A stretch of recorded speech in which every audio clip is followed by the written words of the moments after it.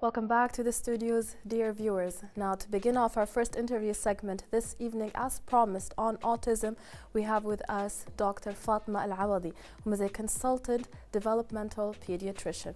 Dr. Fatma, welcome to the studios of Hala Kuwait. Thank you, Rania. Thank you for having me. Great meeting you. Likewise, and thank you for joining us to talk about autism. And so, in the beginning, talk to us about what autistic spectrum disorder is. Well, autism. So autism is, again, as we were talking previously about developmental or neurodevelopmental disorders. So it is one of neurodevelopmental disorders. It is characterized by difficulties in language development, being verbal and non-verbal language development, as well as the social interaction, restrictive interests, and repetitive behavior. Okay, so problems with communication. With communication, language and communication. And so the child comes in and presents with speech delay around 2 years of age, where parents notice or relatives or teachers notice that he's not talking as his peers. And he comes in with very little speech, maybe no words at all, maybe some odd words or unintelligible speech. He may have echolalia, which is repeating what is said to him. And with that, he will have difficulties in expressing himself without words, which means using gestures or pointing. And he will have decreased eye contact. He's not responding when he's being called by name. And he is, with respected behavior, he may be only interested in specific things, in certain toys, not interested to interact and play with his peers. And if he was around, he may not be sharing with them what they are doing. So always remaining in isolation. Always in isolation and preferring to play with his own toys, let's say, like cars or so. He even when he plays with them, he plays in a specific way, so he might be putting them in order or putting them on top of each other. He likes spinning the wheels with the car toys and so on. He may have flapping, which is repetitive movements of the hands, and especially when excited, like if you put the bubbles there and he feels like happy about it, excited, then he will show and he will have this repeated movements of the hands. As a form of showing excitement. Yeah, it can be. Sometimes the opposite, when he is really distressed or upset, but mainly with excitement. Many of children with autism have also problems with sensory stimuli, so they may be overly sensitive to sensory external stimuli. So they may feel upset with certain sounds or lights or odors, tastes, and also touch. So these are the things which they come as presenting symptoms, and then you look at them and see what's going on. Right, doctor. Now, as a parent, until what age do these symptoms appear? Because you said around 2 years, 2 years and a half. So it's up until 3, maybe? Usually the presentation is in the first 3 years. Okay. And even if he came in at 4, but the history goes back to that time. So it is not something which, like, the child was completely normal and everything was developing, and then when he was 5 years or 6 years, suddenly something happened. So that is a different issue, and probably will have a different diagnosis, even if he had the same behavior. I see. Okay, but to diagnose autism, usually the presentation or the symptoms are recognized in early childhood, so within the first 3 years. And most commonly, they are presented around 2.5. Nowadays, with all this awareness of the parents, the schools, caregivers, grandparents, so they might be coming even before 2 years of age. Right. Now, as a parent, doctor, when they do realize these symptoms and they approach a doctor in that case, how do you diagnose autism? Because some of these symptoms may be just interpreted as the child being shy, just socially awkward. So how do you diagnose it medically? True. And that is a very interesting question, because autism can be misdiagnosed or can be overdiagnosed or underdiagnosed. Autism is of different types and of different severities. So we have the typical autism, and we have the atypical autism, which is known as PDD-NOS, which is pervasive developmental disorder, not otherwise specified. And then we have the Asperger syndrome. Recently, they have been all categorized under the umbrella of autism spectrum disorder, which is ASD.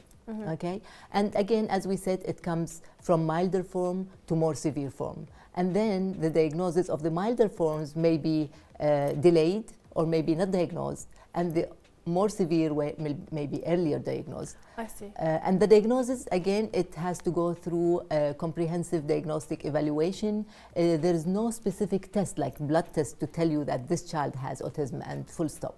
So he has to go through all the process of history taking, his family history, his medical history, go through physical examination, and go through the medical investigations also, and then go for the assessment of his abilities and behavior. And at the end, we can either diagnose or exclude autism. Right. And doctor, you mentioned different types and a spectrum of severity for autism. Does this spectrum of severity apply to each type in specific? So PDD, NOS you mentioned, and Asperger's. Yes. Can this be less severe and more severe? Or usually the Asperger's is less severe. Okay. So it is called the highly functioning autism spectrum. But there is a difference between Asperger and autism per se, because there is also autism highly functioning. And Asperger, the main area of difficulty is the social interaction. It is more observed than the language development. The language will be a higher level. So each one of these types has its own way symptoms. And its own severity. That's true. Yeah. Perfect. And of course, we have to talk about like that there are some medical conditions which are associated with autism, like fragile X chromosome, and some other disorders like tuberous sclerosis and congenital rubella. And these are very well-known medical conditions that are associated with autism. And that's why we have to really look into the child and make sure what's going on. And is this connection, I'm assuming, genetic? Because with that, I want to ask about the causes of autism. True. Because you mentioned earlier looking into the child's family history, medical history. Yes, so what's the source of it?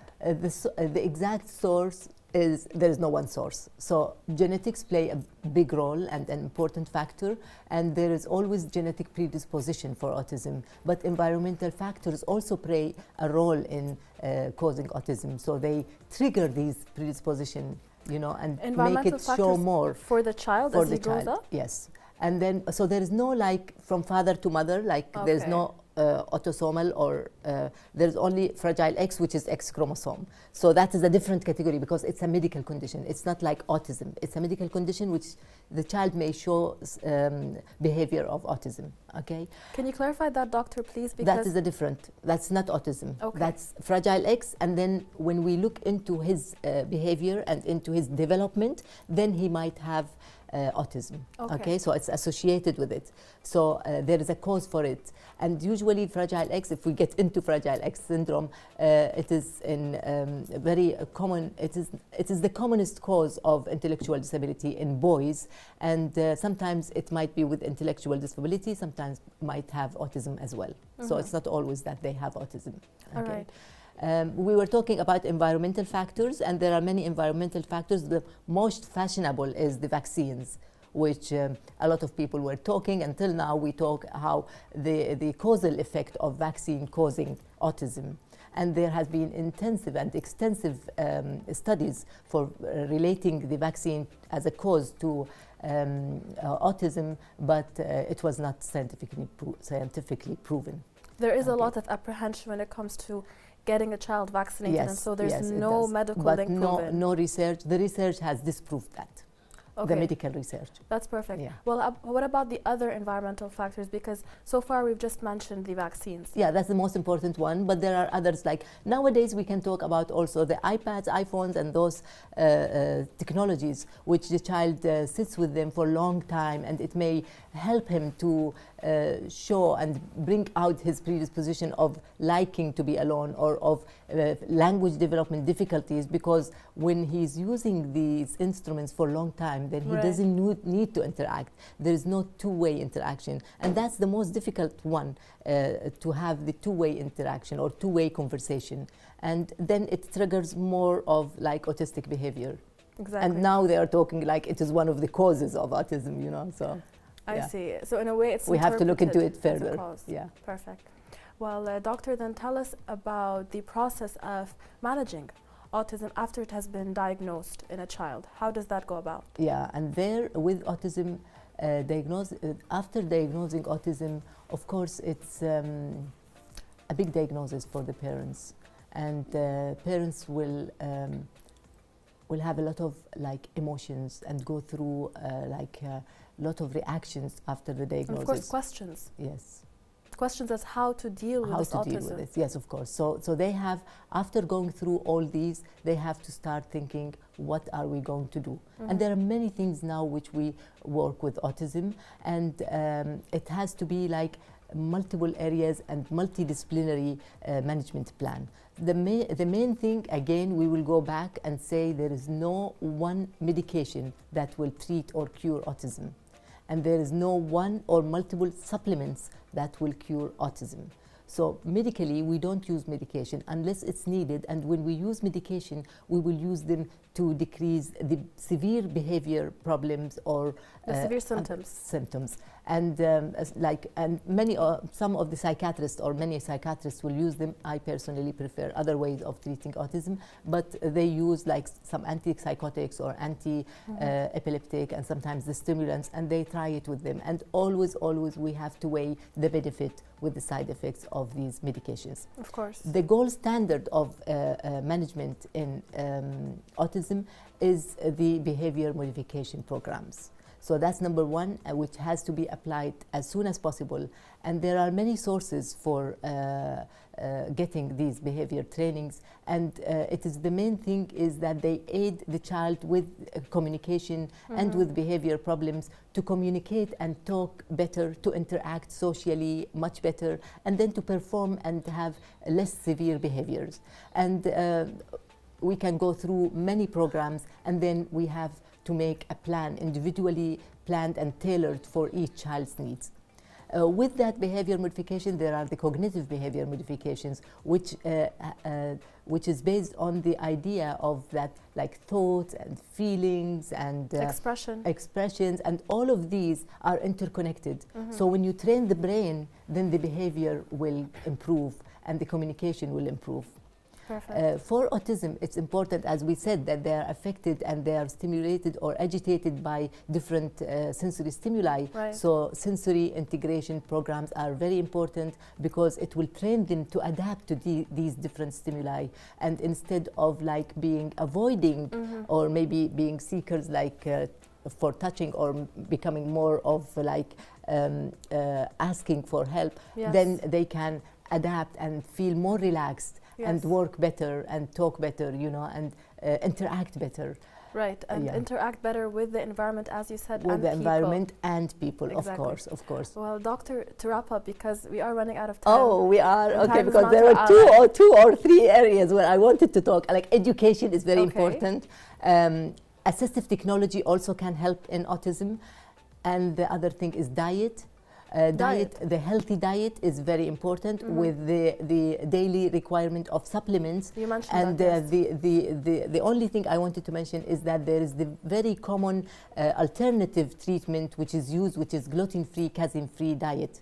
And again, some parents may see some improvement in their kids, but again, the sciences didn't prove that it is effective in cases of autism. Gluten-free and casein-free. Casein-free. That's wonderful, and of course with this a lot of medical consultations and following up with a doctor is necessary. Of course. Well, Dr. Fatma, maybe to wrap up you can give us a piece of advice for the parents with autistic children. Autism is supposed to be or known to be like lifelong condition, but it improves with intervention and with age. And many teen and adolescents and adults with autism have less severe symptoms and behavior. And so although some of them may continue the same, be stable, or may get worse, but many of them improve, and some may grow out of the diagnosis. So always there is light at the end of the tunnel. Just go for it. Perfect. Thank you so much, Doctor, for joining us. Thank you very much for having me. So, dear viewers, with that we have come to the end of our discussion on autism with Dr. Fatma Alawadi, a consultant developmental pediatrician. If you've missed any part of that, be sure to find the episode online. And now let's head over to our next report for the evening on the Public Authority for Applied Education and Training's inaugurations of the first cultural season of the Himma project. Let's take a look at that and we'll be back for more.